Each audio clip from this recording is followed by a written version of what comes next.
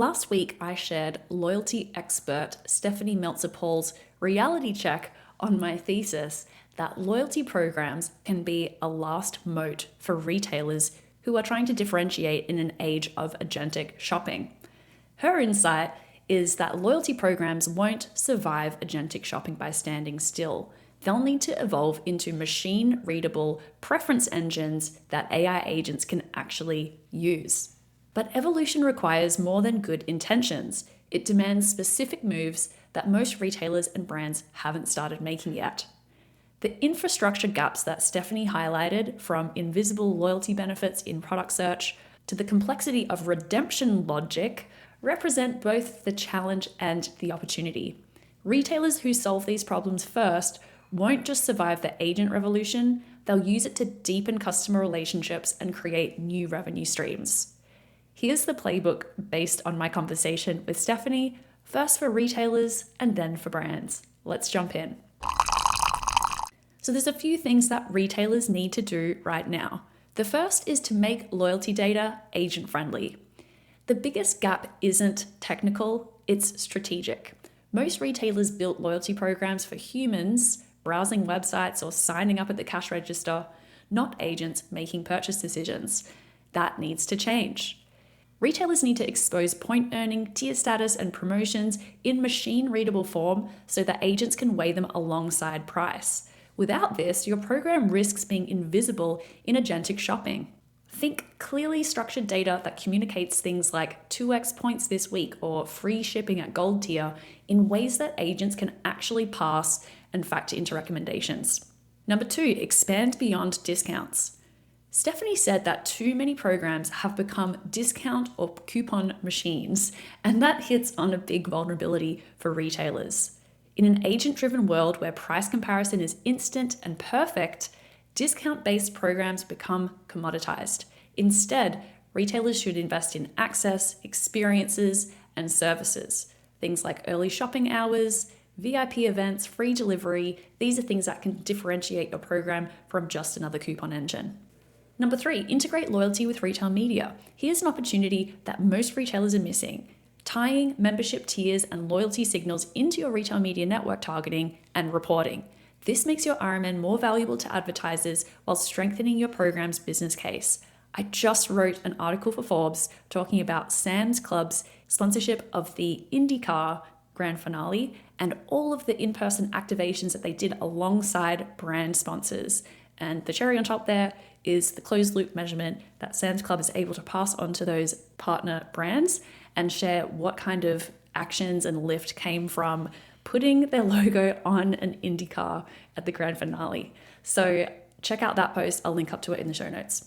Number 4, forge brand partnerships. This is kind of similar to the retail media point, but a little bit different.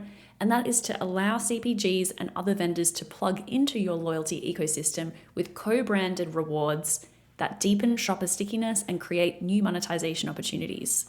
Stephanie described how loyalty must evolve, and one example I want to call out here is Chase Media Solutions. And this is one of the first large-scale attempts to operationalize this idea that Stephanie mentions. For consumers, Chase's shopping experience feels like a loyalty extension. You get to save money, you earn cash back, you get to see offers right in your banking app.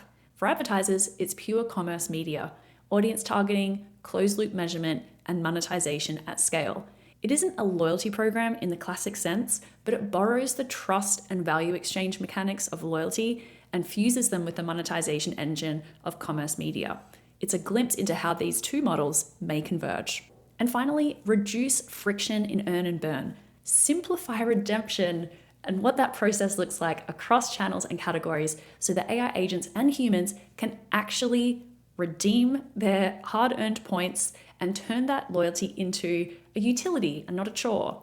The complex redemption logic that makes programs profitable today might become a liability when agents need clear, consistent rules to optimize value.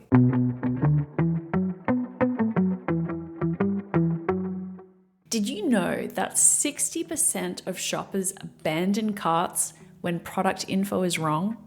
Before you ramp up your ad spend, fix the shelf. Acosta Group's award-winning connected commerce crew is trusted by brands like Coca-Cola and Sanofi to deliver critical content updates. Acosta Group handles it all, then layers on media buying. Learn about Acosta Group's connected commerce capability at acosta.group and tell them Retail Media Breakfast Club sent you. That's ACOSTA.group. Now let's move on to what brands can't afford to ignore. While Stephanie focused on retailers, the challenge for consumer brands is just as urgent. If retailer loyalty becomes a significant input for agentic shopping decisions, brands risk invisibility.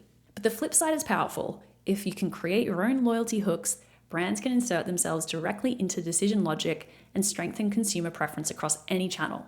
So 4 quick things. Number 1, build direct-to-consumer loyalty layers.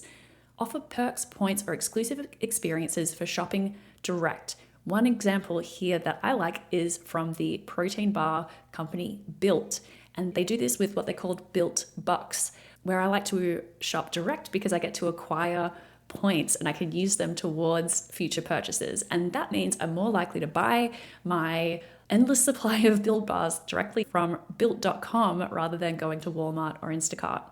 Number 2, credit retailer purchases inside these brand programs.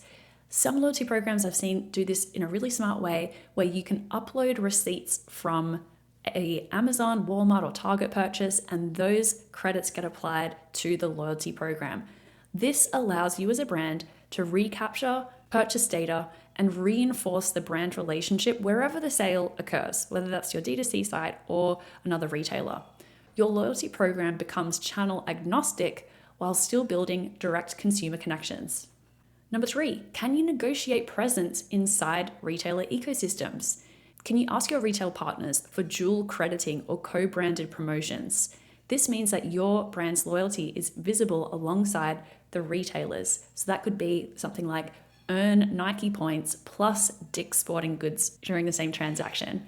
This requires relationship leverage, but it could be worth fighting for. Number 4, layer in unique benefits, things like extended warranties, early product drops, or bundle services as brand-only rewards. Okay, we've covered a lot here. I know I've run through it really quickly. If you want to check out the full list for retailers and brands, check out the full article I've linked to on retailmediabreakfastclub.com. And big thank you to Stephanie Meltzer-Paul, who is a loyalty program expert and who is now producing a newsletter called So Many Points, which is about loyalty and CRM marketing. Thanks for tuning in, and I'll catch you next time.